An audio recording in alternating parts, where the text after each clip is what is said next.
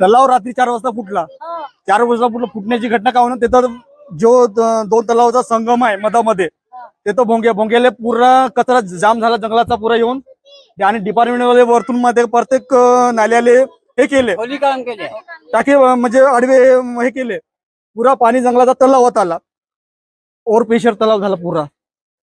तलावाच्या वरून पाणी फेकायला लागला आणि वरून इकडून पाणी फेकायला लागला. पाणी फेकल्याच्या तलावाले तो तलाव सांभाळला नाही. तलाव मधात 2 जागी फुटला. ढोलीभर धानाचे नुकसान झाले.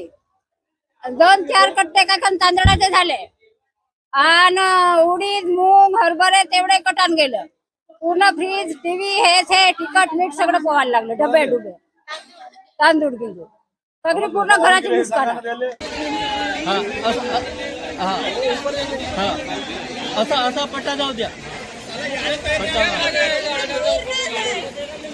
पहाटेच्या सुमारास तलाव फुटल्यामुळे